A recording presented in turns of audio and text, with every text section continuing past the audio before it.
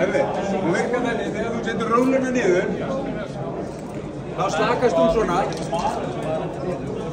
Og ég þarf að stoppa hana núna, því að svo þegar þetta er hérna niðri, og svo þegar rúlan kemur upp,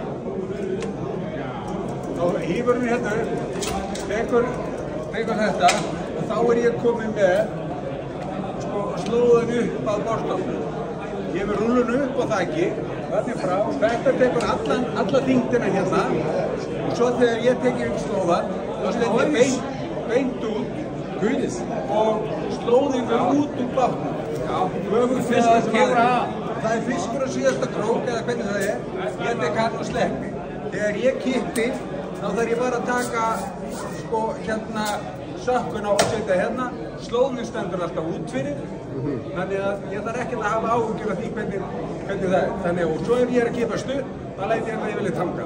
Þetta er aðalega ávinningu þess að hafa færin, að hafa langt á milli færana. Þetta gerir það verkum að þetta bæði þægilega að þú getur staðið uppréttu við að vinna. Þú ert ekki að vera svona og þú þarft ekki að vera þegar þú ert að greiða frá þá þarft ekki að standa á fyrir að segja svona.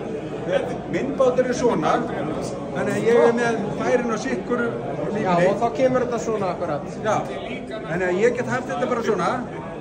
Ef þú ert að flatreka þá getur haft svona langt á milli rúluna og þá getur haft hérna. Ef ég væri með bátinn minn og væri að flatreka þá myndi ég freka vera með 3 stangir svona heldur en ég er með bátinn á sikkur síðunni, þannig að ég læt bátinn snúa upp í vindi.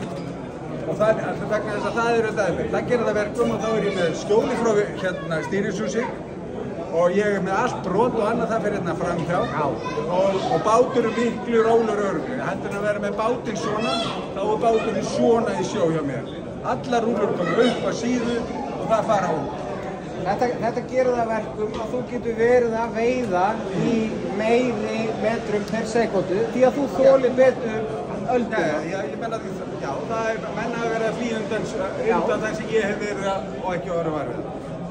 Þannig að ég er með rekangilsvinduna eins og þessa hérna, hún er hérna á síðinu á bátnum, þannig að þegar ég hérna slaka niður, þá læt ég bara rekangirinn hérna fara og ég fer bara að hugsa um rúlurnar og svo þegar ég fer og er að fara, þá læt ég bara rekangirinn spóla upp.